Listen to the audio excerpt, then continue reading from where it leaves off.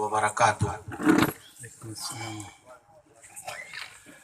अल्हम्दुलिल्लाहि Kaffa व सलामुन अला इबादिहिल्लज़ीना इस्तफ़ा, अम्मा बाद। औज़ु बिल्लाहि मिनश शैतानिर रजीम, बिस्मिल्लाहिर रहमानिर रहीम। फ़न्किहू मा ताब लकुम मिनन निसाइ मसना व सुलास व रुबा फ़इन ख़िफ़्तुम अल्ला तअदिलू फ़वाहिदतन औ मा मलकत ऐमानुकुम ज़ालिका अदना अल्ला तऊलू व आतुन निसा सदक़ातिहिन्न निहला फ़इन तिब्न लकुम अन शैइन मिन्हु नफ़्सन फ़कुलूहु हनीअम मरीआ। रब्बि इश्रह ली सदरी व यस्सिर ली अमरी वहलुल उक़दतम मिन लिसानी यफ़क़हू क़ौली। रब्बि ज़िदनी इल्मा सुब्हानका ला इल्मा लना इल्ला मा अल्लमतना इन्नका अंतल अलीमुल हकीम। अल्लाहुम्मा सल्लि अला मुहम्मद व अला आलि मुहम्मद कमा सल्लैता अला इब्राहीम व अला आलि इब्राहीम इन्नका हमीदुम मजीद। अल्लाहुम्मा बारिक अला मुहम्मद व अला आलि मुहम्मद कमा बारकता अला इब्राहीम व अला आलि इब्राहीम इन्नका हमीदुम मजीद। सदर मोहतरम, उलमाए किराम, बुजुर्गों, दोस्तों, साथियों, ख़वातीन इस्लाम और प्यारे बच्चों, मैंने सूरह निसा सूरह नंबर 4 की 2 आयतें 3 और 4 आप लोगों के सामने पढ़ी है। इस मुनासिबत से निकाह के ताल्लुक से चंद बातें आपके सामने रखनी है।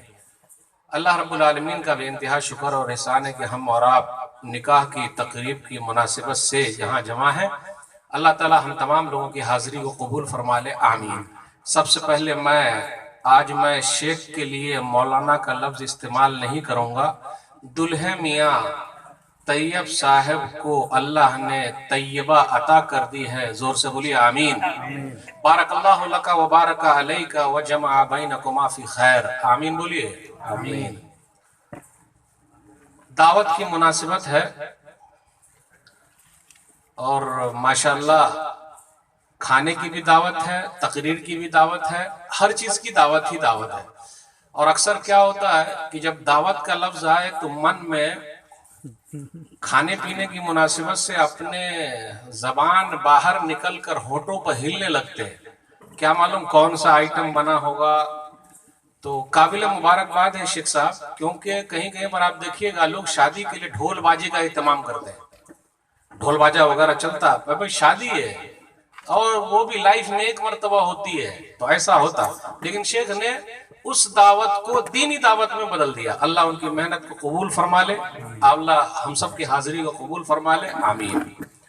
सबसे पहले मैं निकाह के बारे में जो बोलूंगा उससे पहले जरा मैं बताना चाहता हूँ अभी जो माहौल है अपना, और 9/11 को जो मसला हुआ है 9/11/2019 को शनिचर के दिन, तो दिलासे के लिए चंद जुमले बोलना जरूरी है।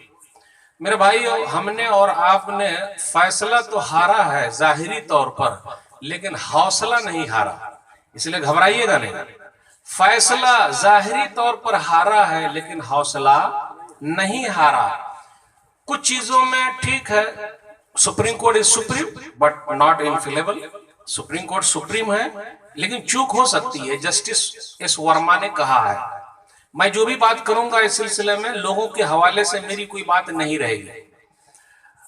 ठीक है, सुप्रीम कोर्ट का फैसला आया है अल्हम्दुलिल्लाह, लेकिन आप कहे कि दिल भी मान जाए तो दिल है कि मानता नहीं। एक उर्दू का जुमला बहुत घूमता है और वही जहन में घूम रहा है।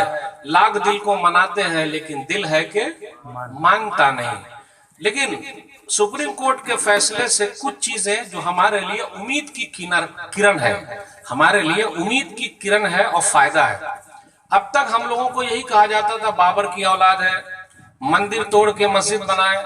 हम सुप्रीम कोर्ट के आभारी हैं, शुक्रगुजार है कि उन्होंने ये साबित कर दिया कि बाबरी मस्जिद मंदिर तोड़कर नहीं बनाई गई थी। तो हम सुप्रीम कोर्ट के आभारी हैं, सुप्रीम कोर्ट के शुक्रगुजार हैं कि सुप्रीम कोर्ट ने ये कहा कि 49 में जो मस्जिद के अंदर मूर्ति रखी गई वो गलत था।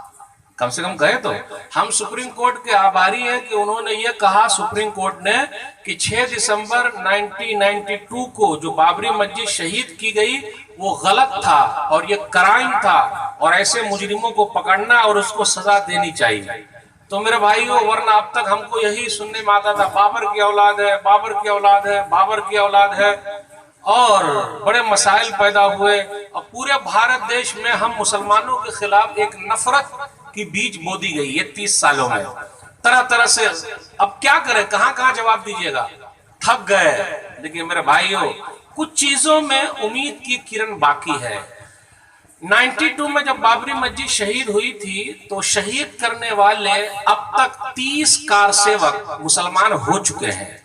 उम्मीद की किरण बाकी है अल्हम्दुलिल्लाह। और जिन्होंने बाबरी मस्जिद पर पहला कुदाल चलाया था उसका नाम है बलबीर सिंह। बलबीर सिंह पानीपत सोनीपत हरियाणा के रहने वाले हैं और शिवसेना के वो प्रमुख थे। तो बाबरी मस्जिद के गुंबद पर चढ़े और पहला कुदाल चलाया 92 में। जैसे ही अपने घर पहुंचे और ईंट वगैरह लेकर पहुंचे और ईंट पर लातूर उस्मानाबाद में महाराष्ट्र के अंदर पेशाब वगैरह किए तो अल्लाह ने जलजले के जरिए उन लोगों से अजाब बिल्कुल मजा चखा दिया उनको और अल्लाह ने सजा दे दी। अल्लाह की लाठी में आवाज है कि नहीं ये बताइए अब्दुल्ला भाई, बोलिए अल्लाह की लाठी में आवाज है कि नहीं है? है आवाज की नहीं है? है। ये अलग बात है कि अल्लाह की लाठी की आवाज हमें और आपको समझ में नहीं आ रही है और जो समझना चाहता है उसको समझ में आ गई। बलबीर सिंह बाबरी मस्जिद के गुंबद पर पहला कुदाल चलाते हैं 93 में। अल्लाह ने उनका दिल इस्लाम के लिए खोल दिया। 93 में मौलाना कलीम सिद्दीकी साहब, मैं मसल की बात बिल्कुल नहीं करता, अल्लाह मौलाना की उम्र को दराज करे, यूपी के अंदर बिरादराने वतन में काम कर रहे हैं और अल्लाह का पैगाम अल्लाह के बंदों तक पहुंचा रहे हैं और अल्हम्दुलिल्लाह कितने लोग उनके हाथों अल्लाह वाले हो गए।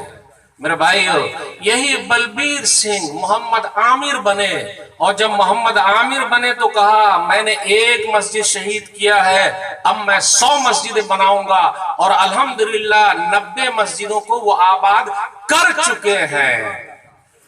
अब मैं आप लोगों से पूछना चाहता हूं, बाबरी मस्जिद का जब फैसला हुआ तो वो लोग भी दुखी थे, मैं भी दुखी हूं। वो लोग दुखी थे जो एक टाइम की नमाज नहीं पढ़ते, वो लोग भी दुखी थे जो जुमा के दिन नहीं आए। अरे दुखी होना है तो वैसा दुखी होना है। मेरे जुमले पर गौर कीजिएगा, लेकिन मैं पहले माजरत कर देता हूं, मेरी उर्दू जरा खराब है, मेरी उर्दू की तरफ मत जाइएगा वरना आप बोलिएगा मौली साहब हंसाते हैं। मौली साहब ना हंसाते हैं ना फंसाते हैं, आईना दिखा देते हैं, बस सिर्फ आईना देखना है, अपना चेहरा देख लिया जाए। बलबीर सिंह जिसने मस्जिद को तोड़ा, जिसने मस्जिद को तोड़ा 100 मस्जिद बना रहे हैं। अब मेरा सवाल है आप लोगों से, जिसने मस्जिद को छोड़ा वो कितनी मस्जिद बनाएंगे? नहीं, उर्दू नहीं आई समझ में? अब्दुल्ला भाई आपको समझ में आई? अरे जिसने मंदिर को तोड़ा 100 मस्जिद बनाने का वादा किए, 90 हो गई है, 10 बाकी है। और जिन लोगों ने मस्जिद को छोड़ा, मोहल्ले की मस्जिद में नहीं जा रहे हैं, वो कितनी बनाएंगे? लग रहा मेरी उर्दू नहीं आ रही समझ में आपको। अरे भाई जिसने मस्जिद को तोड़ा 100 वो बना रहे, 90 बन चुकी है, 10 बाकी है। और जिसने मस्जिद को छोड़ा, सिर्फ जुमा को नजर आते, क्या बोले? एक भी नहीं बनाएंगे। अरे नहीं बनाओगे तो कम से कम आबाद तो रखो। अब बलबीर सिंह को अगर हम और आप देख लेंगे तो शर्म के मारे हम और आप मुंह नीचे कर लेंगे मोहम्मद आमिर साहब को, क्योंकि उनकी बड़ी लंबी दाढ़ी है। एक आदमी जिसने मस्जिद को तोड़ा 100 बनाया, लंबी दाढ़ी रख लिया, और जो पैदाइशी मुसलमान है कितना लंबी दाढ़ी रखेगा? अब्दुल्ला भाई बोलिए, चिकना बोलिए, बोलिए मेरे भाइयों, उम्मीद की किरण बाकी है, रोने से काम चलेगा। हौसला जवान रखिए, जज्बा दिल में रखिए, जज्बात में ना आइए, होश भी रखिए, जोश भी रखिए, होश को मत खोइए। अरे घबराने की जरूरत क्या है? सितारा टूट गया है, सूरज तो चमक रहा है, घबराने की बात है? मोमिन कभी नहीं घबराता, रास्ते निकालिए। उम्मीद है जिस तरह 30 कार सेवक मुसलमान हो गए, अब सुप्रीम कोर्ट के इस फैसले से हो सकता है कुछ लोगों के दिलों को अल्लाह ताला फेर दे। मैं आभारी हूं जस्टिस गांगुली का, मैं आभारी हूं जस्टिस कोलसे पाटिल का, मैं आभारी हूं जस्टिस कॉटजू का, जिन्होंने सुप्रीम कोर्ट के फैसले के बारे में कहा है। लेकिन मैं नहीं कहूंगा, अब जस्टिस लोगों ने कहा वो जाने, हम मौलवी लोग, हम लोग अपनी मैदान जाने, दूसरा क्या जाने। लेकिन हम सुप्रीम कोर्ट के आभारी हैं, कम से कम सुप्रीम कोर्ट ने यह फैसला कर दिया कि वहां मंदिर तोड़कर मस्जिद नहीं बनाई गई है। लेकिन अब क़यामत की सुबह तक हम मुसलमान बोलते रहेंगे कि मस्जिद तोड़कर मंदिर, राम मंदिर बनाई जा रही है। बोलेंगे कि नहीं बोलेंगे? ये सुप्रीम कोर्ट ने हमको बोल दिया, अधिकार दे दिया। अब हमारा हक बाबरी मस्जिद पर और पक्का हो गया, क्योंकि अब तो ये साबित हो गया ना। तो अब तारीख में लिखा जाता रहेगा और हम भी अपनी औलाद को बोलते जाएंगे, याद रखना मस्जिद तोड़कर मंदिर बनाई जा रही है। अब जो असली भक्त होंगे राम भक्त, उनको वहां राम मंदिर में जाने में मजा नहीं आएगा। अब जस्टिस काटजू वहां जाएंगे, जस्टिस काटजू जाएंगे, जस्टिस गांगुली वहां जाएंगे, जस्टिस कौल से पाटिल वहां जाएंगे, उनका मन ही नहीं करेगा। मैं जस्टिस काटजू का जुमला मैं बोलना नहीं चाहता हूं जो उन्होंने कहा है, लेकिन अब उन पर कभी कोई केस उस नहीं होगा क्योंकि वो जस्टिस रह चुके हैं। लेकिन हम और आप अगर वो बोल देंगे तो अभी केस हो जाएगा। लेकिन जस्टिस काटजू ने जो कहा कम से कम सुन तो लीजिए भाई। सुनने में कोई ऐसा नहीं है कि कानून आपको पकड़ लेगा, काहे सुने।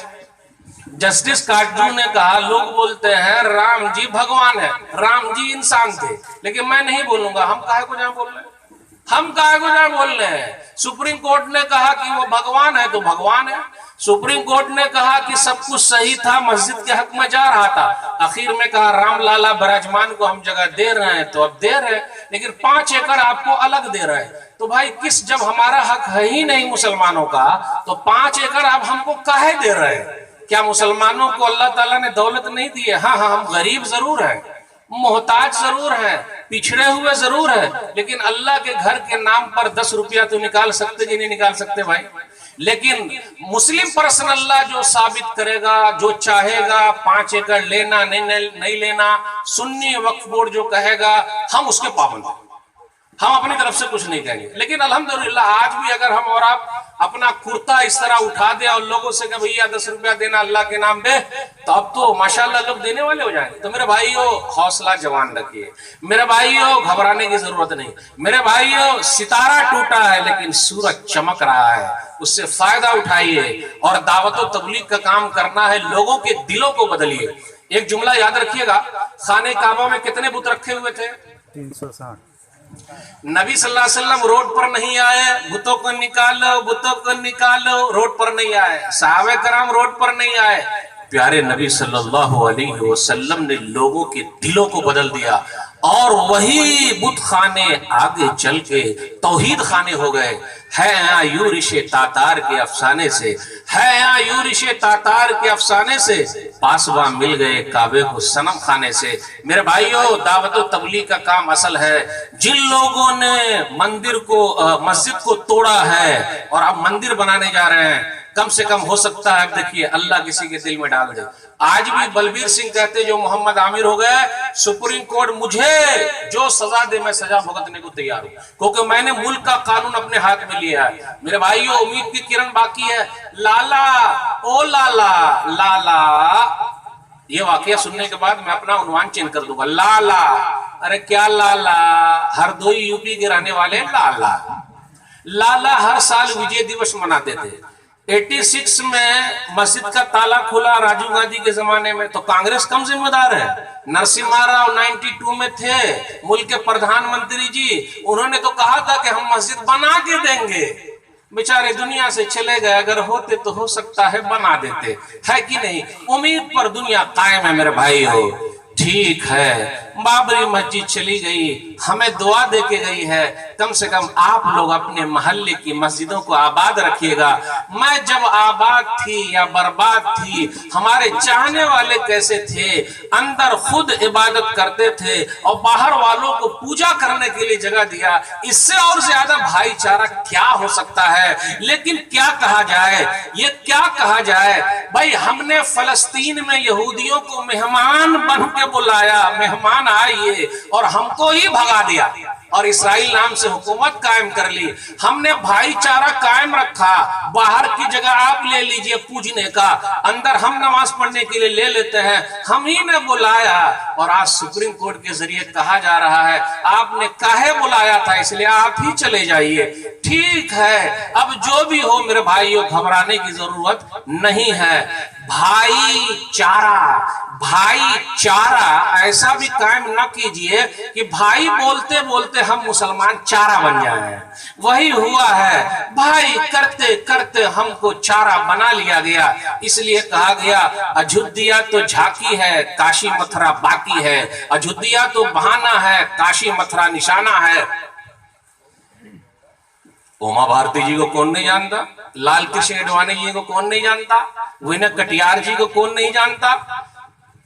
अच्छा 90 में सोमनाथ से चले थे लाल कृष्ण एडवाणी जी, बिहार में गिरफ्तार किए गए। लालू प्रसाद थे, लालू प्रसाद ने क्या कहा, एडवाणी जी जिस दिन आप मुल्क के प्रधानमंत्री बन जाएंगे मैं सियासत से इस्तीफा दे दूंगा। अल्लाह ने लालू प्रसाद की लग रहा है दुआ सुन ली है, पता नहीं बेचारे मौजूद हैं लेकिन प्रधानमंत्री कोई और है। अल्हम्दुलिल्लाह अल्लाह ने जिसको चाहे हाथ दिया। और ये भारत के एक कितने भाई 100 करोड़ 125 करोड़ देशवासियों का आशीर्वाद है, अब जिसको दे दे लो, ये है चला रहा, घबराने की जरूरत क्या मेरे भाई, बस हालात है देखते चले जाए। इसलिए जो तहरीक शुरू हुई थी लाल कृष्ण एडवाणी जी ने शुरू किया था, लेकिन अब क्या मालूम क्या होगा पता नहीं। तो मेरे भाई सबर सबर सबर सबर कब तक करना, जब तक चले ना जाए कबर कबर कबर। सबर, कानून को हाथ में नहीं लेना। सोने की चिड़िया भारत को हमने बनाया था, हमने बना के रखना। मेरे भाइयों भारत के दो आंख है, एक हिंदू एक मुसलमान। अच्छा अब्दुल्ला भाई आप बताइएगा, अगर एक आंख फूट जाए तो दूसरे आंख को क्या कहेंगे दुनिया वाले, काना आए काना काना। दोनों आंख है, एक हिंदू एक मुसलमान। एक दो हाथ है भारत के, एक हिंदू और मुसलमान, एक हाथ टूट जाए तो क्या होगा, दुनिया वाले क्या कहेंगे, लुलुआ है। पैर है, एक हिंदू एक मुसलमान है, और एक पैर कट गया तो क्या होगा, लंगड़ा। मेरा भारत लंगड़ा ना बने। मैं अप्रिशिएट करता हूं हमारे उन हिंदू भाइयों को, माशाल्लाह वो जोश में नहीं आए, रोड पर जश्न नहीं मनाया, वरना मुसलमानों को और तकलीफ होती थी। उन्होंने जख्म पर नमक नहीं रखा, बल्कि सुप्रीम कोर्ट के जरिए 5 एकड़ की शक्ल में मरहम लगा दिया है। सुभान अल्लाह। इसलिए हम सुप्रीम कोर्ट के भी आभारी हैं। मेरे भाइयों उम्मीद की किरण बाकी है, इसलिए बस मानवता बनाए रखिए, भाईचारा कायम रखिए। शुक्र अल्लाह का हर हाल में है, सबर हर हाल में है। तकलीफ आई है, पक्के नमाजी बन जाइए, दाढ़ी लंबी कर लीजिए, बलबीर सिंह की तरह अहद कर लीजिए, कम से कम आधा ही तो। अल्लाह देखिए कितनी बरकत देते हैं। अब मैं निकाह की तरफ आता हूं, क्योंकि ये निकाह की मजलिस है। क्या कहूं, मुझे कहने का तो मन ही नहीं कर रहा है, लेकिन शेख साहब ने कहा है कुछ बोलने के लिए तो बोलना ही पड़ेगा। आजकल शादी निकाह ये है क्या भाई, बैल बाछे की तरह लोग बिक रहे हैं। दुल्हा मियां को बेचा जा रहा है, दुल्हा मियां को बेचा जा रहा है। अरे घर नहीं है, गौर से सुनिएगा, घर नहीं है तो जहेज मांगता है। कहां गए जमील भाई, कहां गए, कुछ सुना रहे थे, कहां है वो जमील भाई, सुना रहे थे। घर नहीं है तो जहेज मांगता है, जिस दिन घर हो जाएगा तो जहाज मांगेगा। पूरा पैगाम मैंने दे दिया एक ही जुमले में, घर नहीं है तो जहेज मांगता है, जिस दिन घर हो जाएगा तो जहाज मांगेगा। बहुत सारी बहनें घरों में बैठी हुई हैं, हाथ लाल पीले करने वाला कोई है ही नहीं। मेरे भाइयों बहुत सारे मसाइल है भी, उसमें बात करना पड़ेगा। असल में क्या हो रहा है कि अपने यहाँ वो सब जो है ना, हम और आप हिंदुओं से बहुत सारी चीजें ले ली है, इसलिए बड़े बड़े मसाइल चल रहे हैं। पहले क्या था, अगर किसी की शादी नहीं होती तो उभार आ जाता था, भैया शादी के रहो। और आजकल क्या है कि जल्दी अगर शादी कर ले, पैर पर खड़े नहीं वो शादी कर लिए, पांव पर खड़े नहीं वो शादी कर लिए, अब पांव पर खड़े नहीं वो शादी कर लिए। अब्दुल्ला बिन अम्र बिन आस रज़ियल्लाहु ताला अन्हु, बाप बेटे के दरमियान कितने साल का फासला है, 9 साल का फासला, बस बाप बेटे में 9 साल का, कितने साल का और 18 साल में पोता पोती वाले हो गए। कितने 18 साल के यहाँ बैठे हुए हैं पोता पोती वाले, हाथ उठाइए तो भाई। मेरे भाइयों जल्दी जल्दी शादी कीजिए, तो हम ना जल्दी से रिटायर हो जाएंगे, है कि नहीं। बोले ना पहले नौकरी फिर छोकरी, पहले नौकरी फिर छोकरी घर पे ला। क्यों भाई ऐसा क्यों, तो बहुत मसला। पहले क्या था, साहबे कराम के जमाने में सल्फ़े सालिहीन में अगर किसी की बीवी मर जाती, अगर उसकी उम्र 50 और 55 या 60 साल है तो उनको भी लोग उभारते थे शादी कर लीजिए। आज अगर कोई बेचारा बूढ़ा आदमी कभी बूढ़ा नहीं होता, याद रखिएगा, अल्लाह ने मरते दम तक उनको बूढ़ा नहीं बना, शक्ल तो बूढ़ी लेकिन दिल को अल्लाह ने जवान बना दिया है। अगर वो शादी कर ले तो उसके बच्चे बोले बाबा शादी कर लिया, अब्बा काहे शादी कर रहे हैं, हम लोग कम है का?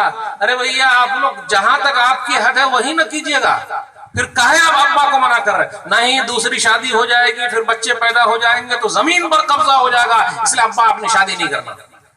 चल रहा है कि नहीं? अपने चल रहा है कि नहीं चल रहा है? साहबे कराम उभारते थे। दलील सही मुस्लिम किताबुन निकाह किताब नंबर 16 हदीस नंबर 1400। अलकमा बयान करते हैं गालिबन कि अब्दुल्ला बिन मसूद रज़ी अल्लाह तआला अन्हु की मुलाकात उस्मान गनी रज़ी अल्लाह तआला अन्हु से हज के मौसम पे हो गई। अल्लाह अकबर, हज में ये सब बात नहीं कर सकते, मिना में हो गए और कहा या अबा अब्दुर्रहमान अला नुज़व्विजुका, अब्दुर्रहमान अबू अब्दुर्रहमान क्या मैं आपकी शादी नौजवान लड़की से न कर दूं ताकि पुराने जमाने की जो चीज है फिर याद ताजा हो जाए? तो अब्दुल्ला बिन मसूद रज़ियल्लाहु ताला अन्हु ने कहा, नबी सल्लल्लाहु अलैहि वसल्लम ने फरमाया या माशर शबाब मन इस्तताअ मिनकुमुल बाअत फलियतज़व्वज फइन्नहु अग़द्दु लिलबसरि व अहसनु लिलफर्ज व मन लम यस्तति फअलैहि बिस्सौम फइन्नहु लहू विजा। ऐ नौजवानों, तुम में से ताकत रखता हो, हर तरह की ताकत चाहिए, शादी कर ले, निगाहें नीची रहेगी, शर्मगाहों की हिफाजत होगी। आजकल देख लीजिए क्या मसला हो रहा है, शादी नहीं। क्यों नहीं भाई, क्या कर रहे हैं? जिना आम है और शादी मुश्किल है। जिना वो चल रहा, साइड से हाथ साफ करना, इधर उधर सब। मेरे भाइयों, जो भी जिना के काम में लगा हुआ वो डर जाए, वरना सख्त सजा उसको मिलने वाली है। सही बुखारी किताब ताबीर हदीस नंबर 7042 नबी सल्लल्लाहु अलैहि वसल्लम ने फरमाया वअम्मर रिजालु वन निसाउ लौरात अल्लदीना फी मिस्ल बिनाई तन्नूर फहुमुज़ ज़ुनातु वज़्ज़वानी। ये नंगे मर्द और नंगी औरतें हैं। मालूम है ये कौन है? जो जिना बलात्कार करते थे, गलत काम करते थे, वो मर्द और औरतें अल्लाह ने नंगे करके आजाद दे दिया। चल रहा। एक चीज और मैं कहूं, ये जो स्मार्टफोन जब से आ गया है ना, अब्बा पहले बहुत अच्छे थे, नहीं समझे? अब्बा अच्छे थे, बेटे ने सबको खराब कर दिया। अब्बा बहुत अच्छे थे, मतलब समझे? अब्बा अच्छे थे, नहीं समझा? अरे भाई अब्बा, नोकिया अब्बा, मैं नोकिया को अब्बा बोलता हूँ, स्मार्टफोन को बेटा बोलता हूँ। अब्बा अच्छे थे, किसी को खराब होने नहीं दिए। जब तक अब्बा जिंदा रहे औलाद कभी खराब नहीं हुई। जब से ये बेटे स्मार्ट आ गए हैं, सबको स्मार्ट बना दिया कि नहीं बना दिया? अब्बा तो ऐसे थे कि सब उन्हीं को फेंक के मारते थे, अम्मी भी मारती थी, अब्बा को उठाया और मार दिया, बच्चे को मारते थे, लेकिन फिर भी वो खराब नहीं होते थे और किसी को खराब होने नहीं दिया जब तक अब्बा जिंदा रहे। नोकिया वाले नंबर बताइए ना मौलवी साहब, एक दो नंबर नोकिया के पिस का 1100 सबसे पहले कितने अच्छे थे। जब तक वो जिंदा रहे किसी को बर्बाद होने नहीं दिया। बेचारे दुनिया से चले गए, ये बेटे लोगों का दौर आ गया, सबको बर्बाद कर दिया है। लेकिन मुझे एक जुमला अब तक समझ में नहीं आया, आप लोग समझा दीजिएगा। जब हम बच्चे थे तो हमारे माँ बाप ने कहा बुद्धू है, तेरे को दिमाग ही नहीं है। जब हमारी शादी हो गई तो बीवी ने कहा आपके पास अकल ही नहीं है। जब बच्चे थे तो माँ बाप ने कहा, शादी हो गई तो बीवी ने कहा, और जब दोबारा हम बाल बच्चे वाले हो गए तो औलाद ने कहा अब्बा के पास दिमाग ही नहीं है। तो भाई ये दिमाग कब आएगा? ये बात समझ में नहीं आई। अब्बा जब तक नोकिया वाले थे, अच्छे थे, नोक लगाए हुए थे, और जब ये स्मार्ट वाले आ गए सब बर्बाद हो गए। और बर्बादी ऐसी बढ़ गई, कितने लोग शादी नहीं करना चाहते। क्यों? वो रात भर वो उसमें कुछ ताक रहे हैं। मौलवी साहब अंदर तक नहीं जाएंगे, वो घूर घूर के देख रहे हैं, और देखते देखते अपनी जवानी को उन्होंने बर्बाद कर लिया है। कितने डॉक्टर साहब ने कहा अब नौजवान भी शादी के लायक नहीं बचे हैं। तो जब नहीं बचे हैं तो शादी करेंगे कैसे? है कि नहीं मेरे भाइयों? मसला चल रहा है। अब अपने यहाँ रिवाज तो है नहीं जैसा इस्लामी रिवाज, दूसरी शादी, तीसरी शादी। भाई लाइफ में एक ही शादी करना। पहले ऐसा था, अब्बा ने बोल दिया अंधी तो अंधी, लंगड़ी तो लंगड़ी, लूली तो लूली, या खूबसूरत तो खूबसूरत, बेटा यही है असल फरमाबरदारी। मैंने जहां कहा वहां शादी करना। अम्मी भी बोलती बेटा कर लेना, जबकि भाई दोनों तरफ देख के करने का। साहबे कराम का भी जमाना रहा देख के करने का, लेकिन अपने यहाँ देहाती जमाना क्या, बगैर देखे करने का। अगर जम गई तो जम गई, नहीं जमी तो गले में लग गई। लगाते रहो, चलाते रहो, चलाते रहो, मन माने या ना माने घसीटते रहो, घसीटते रहो। और कहीं कहीं पर कुछ लोग साइड से भी चोर दरवाजा निकाल लेते हैं। लेकिन माशाल्लाह आजकल लड़कियां भी बहुत पढ़ी लिखी हैं अल्हम्दुलिल्लाह। बस हाथ लाल पीले करने वाले लोग मौजूद नहीं है, बस माल चाहिए, माल। एक लड़की की शादी हुई, बहुत स्मार्ट थी वो, स्मार्ट। ये सिर्फ वाकया से कुछ सबक लीजिएगा। मौलवी साहब जो वाकया सुनाते हैं यूं ही नहीं सुनाते, उससे सबक लेने का। तो जब घर पे गई, क्योंकि हम और आप ज्वाइंट फैमिली में रहते हैं और निकाह का जैसे मसला हुआ ज्वाइंट फैमिली, तो जैसे घर पहुंची नई नवेली दुल्हन, तो सासू माँ ने कहा बेटी बैठो। बैठ गए। बेटी सुनो, सुनाइए अम्मा। बेटी मैं इस घर की प्रधानमंत्री हूं। बेटी मैं इस घर की प्रधानमंत्री हूं। माएँ सुन रही होंगी, सब सुन रही होंगी, दुल्हन भी सुन रही होंगी। बेटी मैं इस घर की प्रधानमंत्री हूं। और आगे, आपके ससुर जी जो है वो होम मिनिस्टर हैं। और आगे, और आपके जो मियां हैं वो वजीर दिफा, डिफेंस मिनिस्टर हैं, वजीर दिफा हैं। और मेरी बेटी यानी आपकी ननद वजीर खजाना, फाइनेंस मिनिस्टर है। 4 हो गए।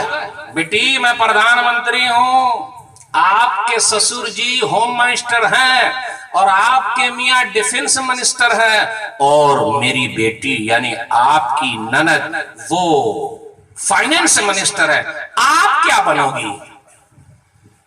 पुराने जमाने में चल जाता था, लेकिन अब चलेगा, पढ़ी लिखी हो गई है। तो कहा मां पूरी मिनिस्ट्री तो चली गई, तो अब मैं अपोजिशन में बैठूंगी और आप लोगों की हुकूमत चलने नहीं दूंगी। शेख सही नहीं बात भाई? जब पूरी मिनिस्ट्री खत्म ही हो गई, सबने बांट ही लिया, तो मेरे लिए कुछ बचा नहीं, तो मैं अपोजिशन में बैठूंगी और हुकूमत चलने नहीं दूंगी। लालू प्रसाद ने एक मर्तबा कहा, लालू जी के पास 11 बच्चे हैं। लालू प्रसाद के पास जानते 11 बच्चे, 9 रतन, 9 बेटियां और 2 बेटे, 11 कितने हो गए? 11 ना? हाँ 11। तो उनसे किसी ने मजाक किया, मुझसे तो सियासत वाले पूछते ही थे। अब मैं ये वाकया क्यों बता रहा हूं? हमारे और आपको कितने बच्चे पैदा होते हैं? 2, हम 2। भाई शादी का मकसद बच्चे पैदा होना। कितने बच्चे पैदा हो रहे हैं हमारे और आपको? 1 के बाद अभी नहीं, 2 के बाद कभी नहीं। छोटा परिवार सुखी संसार। 10 बच्चे वाले कोई है? हाथ उठाइए तो। नहीं, पुराने लोगों की बात नहीं कर रहा हूं, पुराने लोगों की बात बिल्कुल नहीं कर रहा हूं, और ये वाकया को सुना रहा हूं। 11 है उनके पास और हम लोगों के पास वाकया 2। क्यों? खिलाएगा कौन? मेरे भाइयों खिलाने वाला कौन है? तो लालू जी ने क्या कहा, जब रिपोर्टर ने पूछा, लालू जी भारत देश में तो 2 ही का कानून है और आपके पास 11। तो कहा देखिए, सरकार जब भी, जिस जमाने में ये कानून आया था 2 वाला, वो कांग्रेस की हुकूमत थी और मैं कांग्रेसी तो हूं नहीं, तो मेरा काम है हर चीज में मुखालिफत करना। तो मुखालिफत में मेरे पास ज्यादा हो गया, वो 2 वाला ये रह गया। अगर मुखालिफत नहीं करता तो इतने बच्चे नहीं होते, क्योंकि मेरा काम ही अपोजिशन में बैठकर मुखालिफत करना सरकार की। तो मेरे भाइयों, जब उनके पास इतने हैं तो हमारे पास, मेरे कहने का मकसद ये है, शादी कीजिए और नई नस्ल बनेगी, फायदा होगा। और बूढ़े लोग, बुजुर्ग लोग जो भी इस टाइप के, इसलिए आप देखिएगा कहीं कहीं वाकया क्या होता है, घर की जो बहू आई है उसके ऊपर ससुर जी कहीं कहीं पर हाथ छोड़ देते हैं। ये कांड बहुत सुनने को आ रहा है, बड़ा मसला हो रहा है। एक आध जगह तो ऐसा भी हुआ, तलाक को लोगों ने मजाक बना लिया, तो ससुर जी ने ही निकाह कर लिया। बेटा भी आई, फिर ससुर जी ने भी ये किया, तो अब खिलौना बना दिया, और हमने भी और आपने भी तलाक को एकदम खिलौना बना लिया। तो सुप्रीम कोर्ट ने भी कहा कि हम ही चले आते हैं बीच में, और उन्होंने भी फैसला सुना दिया, तलाक ही नहीं है। अब तलाक देने का नहीं, घंटी बांधे रहिए, आराम से चलते रहिए। तलाक दीजिएगा 7 साल जेल में। कितने साल? 3 साल जेल में। लेकिन जो हिंदुओं के यहाँ 7 फेरे लिए जाते हैं, तो उनको तो 7 साल जेल में रखना चाहिए था।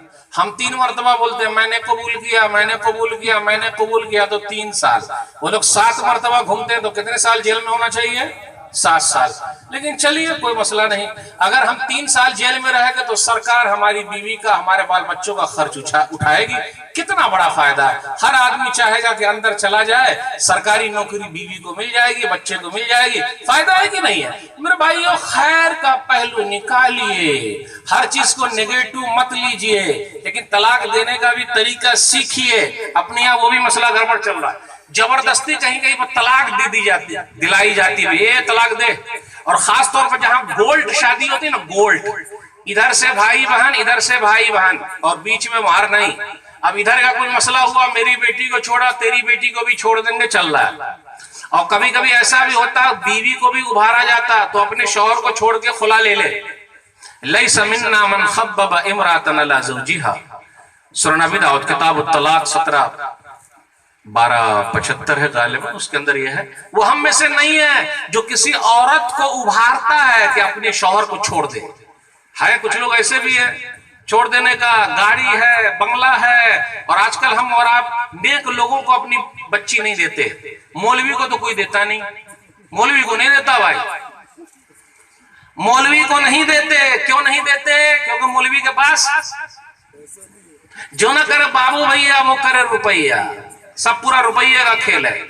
आजकल कोई नहीं मिला मुझे जो ये क्या मौलवी साहब दामाद जब देखने जाते तो नमाजी है कि नहीं, ज़काती है कि नहीं, कुरानी है कि नहीं, ना बंगला है कि नहीं, गाड़ी है कि नहीं, लोग ये देखते देखते कि नहीं देखते। मेरी बेटी बंगले में रहेगी, गाड़ी में घूमेगी। अगर ऐसा कीजिएगा तो गड़बड़ी होगी कि नहीं होगी? इसलिए मेरे भाइयों, दीनदारी को लाजिम पकड़िए, चाहे होने वाला दामाद कितना गरीब क्यों न हो। मुसनद अहमद का एक वाकया सुना देता हूं। बदसूरत क्यों न हो, अपनी खूबसूरत बेटी भी उनको दे सकते, लेकिन लोग नहीं देते। मैं अरबी का जुमला बोल रहा हूं। हम लोग समझते हैं ना कि उर्दू में है मुझे ये का लफ्ज अरबी में भी मिला है। अब कहां मिला जरा आप बता देता हूं। मुसनद अहमद की एक रिवायत है, हदीस नंबर, उसके अंदर यह कहा गया, हदीस नंबर 19784, जुलैबी शक्ल सूरत अच्छी नहीं थी। आजकल जो खूबसूरत है सही है, लेकिन कभी कभी उल्टा भी होता।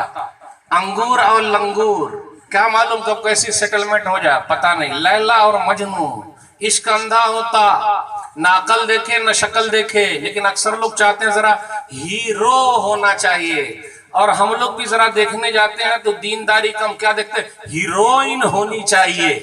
अच्छा, आखिर लड़की में देखते क्या ये बताइए तो। ये भाई मेरी उर्दू नहीं आ रही समझ में आप लोग, जल्दी कीजिए, खत्म करना है मुझे। शक्ल भी, सूरत भी, और सीरत वो बोलते हैं, खूबसूरती तो है। आजकल क्या हो रहा है, हीरोइन, तो वो भी चाहती है हीरो, नहीं मिलता तो आगे चल के जीरो। जुलैबीब की शक्ल अच्छी नहीं थी। नबी सल्लल्लाहु अलैहि वसल्लम ने एक अंसारी के यहाँ पैगाम भिजवा दिया, जुलैबीब आप जाइए पैगाम दे दीजिए कि नबी सल्लल्लाहु अलैहि वसल्लम ने भिजवाया और कहा आप अपनी बेटी मुझे निकाह में दे दीजिए। जुलैबीब, तो उनके अब्बा ने कहा लड़की के जरा उनकी अम्मी से पूछ लेता हूं। अम्मी ने पूछा कौन आदमी आए? बोले नबी सल्लल्लाहु अलैहि वसल्लम की तरफ से पैगाम आया, ज़हे नसीब, नबी का पैगाम आया बेटी के लिए, इससे और बड़ा नसीब क्या हो सकता। पहले लोग दीनदार लोगों को अपनी बेटी दिया करते थे, आजकल हमारा मालदार लोगों को अपनी बेटी देते हैं, दीनदार को नहीं देते। ज़हे नसीब, नबी सल्लल्लाहु अलैहि वसल्लम पैगाम लेकर आए। उसके बाद नहीं, पैगाम नबी सल्लल्लाहु अलैहि वसल्लम अपने लिए नहीं दे रहे, बल्कि जुलैबीब मेरे लिए दे रहे हैं। नबी सल्लल्लाहु अलैहि वसल्लम पैगाम आपकी बेटी के लिए।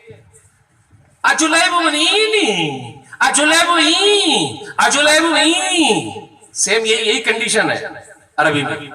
वाह जुलैबी, जुलैबी भी, जुलैबी भी, मैं अपनी बेटी जुलैबीब को नहीं दूंगी।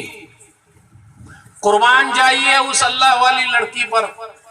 उस अल्लाह वाली लड़की ने और प्यारे नबी सल्लल्लाहु अलैहि वसल्लम से मोहब्बत करने वाली लड़की ने कहा अंदर से माँ सुनो, अब्बू सुनिए, अगर प्यारे नबी सल्लल्लाहु अलैहि वसल्लम ने पैगाम भेजा है तो मेरे लिए वो गलत नहीं करेंगे, मुझे ये पैगाम मंजूर है। और आजकल कितनी बहनें ऐसी है, अब्बा जहां डुबा दे, अब्बा जहां उगा दे, अम्मी जहां डुबा दे, अम्मी जहां उगा दे, है कि नहीं है? और खासतौर अब्बा दीनदार नहीं मालदार देखते, दीनदारी को लाजिम पकड़िए। बिलाखिर वो लड़की राजी हुई, निकाह हो गया। वही जुलैबीब गज़वा उहुद में शहीद हो गए। कतल सबा, 7 लोगों को शहीद किया, 7 लोगों को मारा। कतल सबा, 7 को मारा, और उसी के बाजू में वो कतलू हो, और उन लोगों ने, दूसरे लोगों ने इनको मार दिया। 7 को मारने के बाद फिर मरे। जुलैबीब को देखो कहाँ है, सही मुस्लिम किताबों फज़ाइल सहाबा देखा गया, वो 7 के बाजू में पड़े हुए। नबी सल्लल्लाहु अलैहि वसल्लम ने जुलैबीब को उठाया और कहा ये मुझसे है, मैं इनसे हूँ, और उनकी बेवा के लिए दुआ कर दी। कौन सी दुआ थी वो? और नबी सल्लल्लाहु अलैहि वसल्लम जब दुआ कर दे और दुआ लगे ना, अल्लाहु अकबर, नबी सल्लल्लाहु अलैहि वसल्लम ने फरमाया अल्लाहुम्मा सुब्ब अलैहि अल खैर सब्बन वला तजल आइशहा कद्दन कद्दा, अल्लाह पूरी नेकी इस औरत पर जो बेवा हो गई है उधेल दे और उनकी जिंदगी को खूबसूरत बना दे। रावी बयान करते हैं कि बेवा औरतों में मदीना में इससे ज्यादा मालदार कोई नहीं थी। देखा आपने, बदसूरत शौहर है तो क्या हुआ, अल्लाह वाला है, तो मैं बहनों से भी कहता हूं अल्लाह वाला कोई मिल जाए तो आपने हाँ बोलना। अल्लाह वाला, नल्ला और हल्ला वाला नहीं। दुनियावी जिंदगी कितने दिन की है? मौलवी से शादी क्यों नहीं करते? क्योंकि मौलवी फिल्म दिखाने नहीं ले जाएगा, सही कि नहीं, घुमाने नहीं ले जाएगा, सही कि नहीं। मौलवी बोलेगा पर्दा मेरा, और हमने पर्दा मेरा ना नहीं। पहले लोग शर्म के मारे पर्दा करते थे, पहले जो माए बहनें शर्म के मारे पर्दा करती थी, और आजकल की माए बहनें शर्म की वजह से पर्दा छोड़ दिया है। लोग क्या कहेंगे पर्दे में, है कि नहीं। मेरे भाइयों, मैं मुबारकबाद देता हूं निशात फातिमा को, वो हिजाब में भी है, निकाब में भी है, बहन हो तो ऐसी। 15 सितंबर 2019 रांची, झारखंड की राजधानी, पाकुड़ से चलकर 360 किलोमीटर दूर निशात फातिमा कॉलेज में गई है। नंबर 1 इनाम मिलने वाला गोल्ड मेडल। मैं अपनी बहनों को पैगाम देना चाहता हूं, निशात फातिमा जब वो पहुंची, पहला गोल्ड मेडल उनको मिलने वाला था। जैसे ही इनाम लेने के आई तो निशात फातिमा हिजाब में भी है, निकाब में भी है। तो लोगों ने देखा, स्कूल वालों ने, और कहा अरे ये तो स्कूल ड्रेस में नहीं आई, हिजाब में आई है, निकाब में आई है। स्कूल वालों ने कहा तुम चली जाओ, हम तुमको पहला इनाम नहीं देंगे। मेरे भाइयों, मैं कहना चाहता हूं, मेरी उस बहन ने जो गोल्ड मेडल लेने वाली थी, कहा मेरे नबी का, मेरे रब का गोल्ड मेडल मुझे मिल चुका है, हिजाब है और निकाब है। आपका गोल्ड मेडल आप ही को मुबारक हो। 360 किलोमीटर दूर वो रांची गई थी, वहां से वापस झारखंड चली आई और गोल्ड मेडल नहीं लिया। क्यों नहीं लिया? क्यों नहीं लिया? क्योंकि वो हिजाब में भी थी और निकाब में भी थी, पर्दे में भी थी। आजकल की हमारी माए बहनों को देख लीजिए मेरे भाइयों, उसके जिम्मेदार हम मर्द लोग हैं, हम मर्द लोग हैं। हमारी माए कहती है, बहनें कहती है, क्या कहती है, अरे आप लोग तो बुद्धू लोग हो। वो कैसे? अरे हम ही लोग तो होशियार हैं, मार्केट में अगर चले जाएं तो दुकानदार को चूना लगा दे, दुकानदार हमको चूना लगा देता। कैसे? आंटी आंटी आंटी आंटी बोल बोल के मार देता, घंटी घंटी घंटी। और वो पूरी मार्केट घूमते रहती मैचिंग के लिए। जानते हैं मैचिंग? मैचिंग जानते हैं? अरे मैचिंग मतलब ये कपड़ा मिल गया तो अब बिस्तर का भी वही कलर, तकिए का भी वही कलर, वो मैचिंग करते करते पूरे में वो रनिंग करते रहती है, हर दुकान पे घूमते रहती है। फिर शाम में आएगी आराम। पूरे दुकानदार को हम औरतों ने चूना लगा दिया, जबकि दुकानदार उनको चूना लगाता आंटी बोल बोल के, आपा आपा आपा, और आपा बोल बोल के जेब पे कर देता है छापा छापा छापा, और आराम से जेब पटा के चली आती है। और घर आने का बोलती आप लोग तो बुद्धू लोग हैं, आप लोग कलर चॉइस करना आता है क्या? आप लोग तो कुछ जानते नहीं। और वो उसको मालूम है कि ठग के आ गई है। फिर कभी कभी जरा पूछ लेगी कैसा रहा, जहां आपने कहा गलत रहा तो फिर पूरा घर आपके ऊपर फोड़ देगी। बहुत अच्छा आप खरीद के लाई हैं, सुभान अल्लाह, अल्हम्दुलिल्लाह, अल्लाहु अकबर। ये तो आप हजारों में एक है। अल्लाह हर एक को ऐसी बीवी नसीब फरमा, सुभान अल्लाह। फिर मन जरा खुश हो जाता, अल्हम्दुलिल्लाह। मेरे भाइयों, शादी की मुनासबत जो बताना मकसूद है अपने यहाँ, दान दहेज। अच्छा, आप लोग के यहाँ भी दान दहेज है क्या? है? बारात उरात का सिस्टम है? बारात भी है और 50 तरीके का आइटम है। फिर बहू जलाने का हक तुम्हें पहुंचता है, फिर बहू जलाने का हक तुम्हें पहुंचता है। पहले अपने आंगन में बेटियां जला देना। अब आया है ख्याल आराम जहां इस्ना मुरादी में, अब आया है ख्याल आराम जहां इस्ना मुरादी में। कफन देना तुझे भूले थे हम सामान शादी में। मोमिन खा मोमिन ने कहा था मेरी बेटी रुखसत हो गई और जनाजा उसका निकला है। मेरे भाइयों, मैं आप लोगों से अपील करता हूं, वो जो आप दहेज दीजिएगा तो उसी में कफन भी दे दीजिए ताकि आपकी बेटी रुखसत हो। अच्छा, एक बात पूछ लूं, आप लोग क्या है कि नहीं ये पता नहीं, छुहारा कौन बांटते हैं? आप लोगों का छुहारा है बांटने का सिस्टम? निकाह के बाद छुहारा कौन खिलाता है? दुल्हा। क्यों? वही तो पूछना था, क्यों? दुल्हन वाले बेचारे ने तो सब कुछ दे दिया, तो क्या छुहारा नहीं दे सकते थे वो? क्या होशियार है। मुंह मीठा करने वाली बात आई तो सबके सामने छुहारा खिला रहा 5 किलो लाला के, और अंदर जो दबा दबा के लिया है और पहले ही पूरा सामान ले लिया तो उसको नहीं दिखाता छुहारा।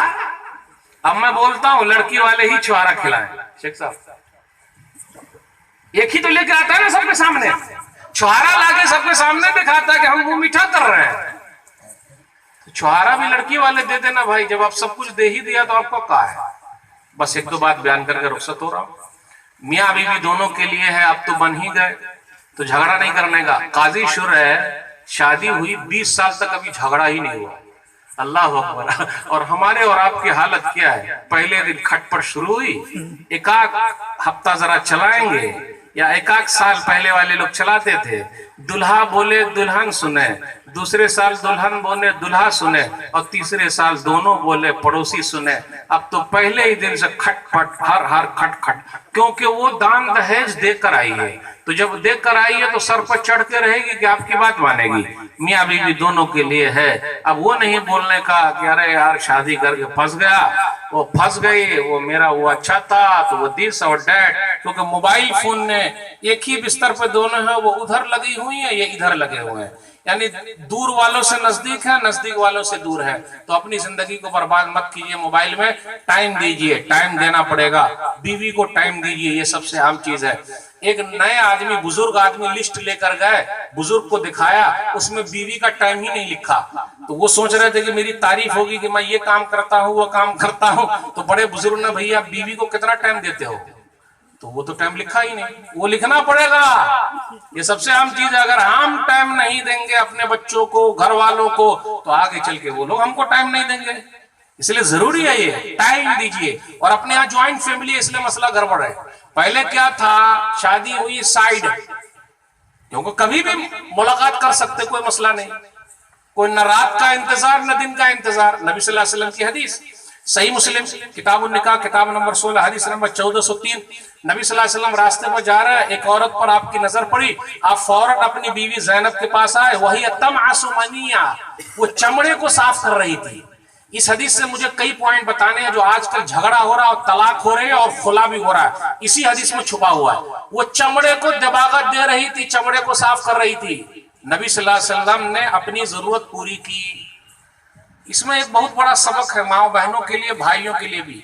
अगर औरत की कंडीशन सही है, वो बीमार नहीं है, तो अगर चूल्हे पर भी है, तंदूर पर है, रोटी जल जाए, लेकिन शौहर अगर बुलाए तो वहां हाजिर रहना। अब देखिए, ज़ैनब तो चमड़े को साफ कर रही थी, वो ये बोल सकती थी कि मैं चमड़े को साफ कर रही हूं, आप तो देख ही रहे हैं और अभी ऐसा है, लेकिन नहीं, अल्लाह वाली औरत बोलती है कभी भी शौहर जब राजी तो हम राजी।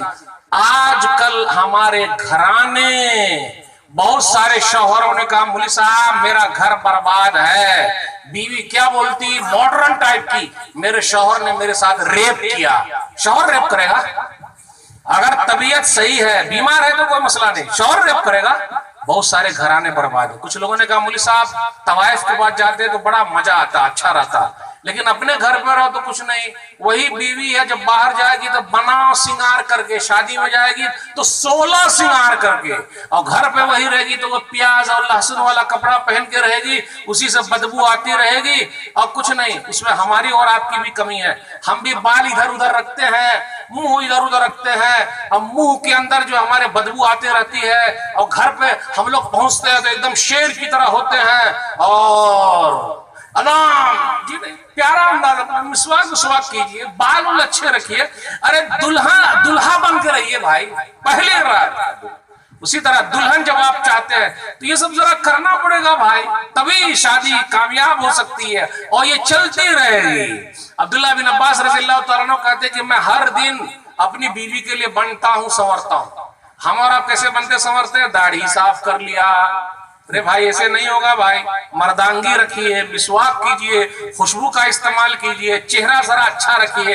अब घर पे गए एकदम मुंह हाथ बनाए हुए, ऐसे नहीं चलेगा काम। प्यारा अंदाज। घर पे जब गए किसी ने हरार खड़े, रे कौन रे, ऐसे काम नहीं चलेगा।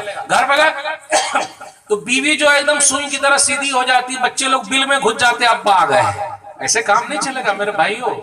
घर को जन्नत बनाइए। सब लोगों की जिम्मेदारी सिर्फ बोल दीजिएगा औरत ही सही नहीं, ऐसा नहीं होगा। जरा अपने अंदर भी कुछ कला रखिए, कुछ होना चाहिए ना कि भाई आपके अंदर भी अट्रैक्शन हो जिस तरह आप चाहते हैं, तो आप भी टिप टाप से रहिए, लगना चाहिए। अब असल में क्या होता है, अपने यहाँ पहली रात का जो बनाव श्रृंगार होता है ना, बड़ा गजब का। कैसे गजब का? इसलिए उसमें दुआ सिखाई गई है, बारकल्लाहु लका व बारक अलैका व जमा बैनकुमा फी खैर। ये पॉइंट है, जब भी कोई अच्छी चीज नजर आए तो बरकत की दुआ कीजिए। क्यों? शादी में दुल्हा दुल्हन दोनों इतना बनते संवरते हैं कहीं नजर न लग जाए। और पहली रात की दुल्हन इतनी बनाव श्रृंगार करती है, अपने यहाँ ब्यूटी पार्लर है। क्या है अपने यहाँ? Beauty parlour. अखलाक वाला ब्यूटी पार्लर नहीं है, चेहरे वाला, बाल वाला, बाल भी नहीं है, लगवा लिया ब्यूटी पार्लर। अब बोलूंगा तो लोग बोलेंगे मौलवी साहब हम हंसाते हैं। हम कहा को हंसाएंगे भाई? पहली रात अगर दुल्हन को देखा तो बेहोश हो जाता आदमी। अल्लाह ने कितनी चांस सी दुल्हन नसीब फरमा दी है। सुबह के वक्त जब मेकअप उतरा तो दूसरी मरतबा बेहोश हो जाता है। वही है क्या मेरे भाइयों? बेहतरीन निकाह वो है, खैरुन निकाह ऐसरुहु। ये आखिरी बात, खैरुन निकाह ऐसरुहु। सुनन नबी दाऊद किताब उन्निका हदीस नंबर 2117। बेहतरीन निकाह वो है जो आसानी के साथ हो जाए। दुआ कीजिए अल्लाह हम सबको शादी करने की तौफीक दे। जोर से बोलिए आमीन। वही दान दहेज नहीं, बाराती नहीं, तब करना पड़ेगा, ये फायदा है। आप लोगों ने बुलाया, उसका शुक्रिया। मेरी उर्दू जरा खराब थी इसलिए मैंने इधर उधर बोल दिया, उसको छोड़ दीजिएगा। लेकिन जो पैगाम दिया उसमें मैं अपनी तरफ से पूरी कोशिश की है और अल्लाह की तौफीक से है। अल्लाह हम सबके मिलने जुलने को कबूल फरमा ले, जन्नत में अल्लाह हम सबको दाखिल कर दे, आमीन। मैं आखिर में आप तमाम हजरात के शुक्रिया के साथ रुखसत होता हूँ। अस्सलाम वालेकुम व रहमतुल्लाहि व बरकातहू।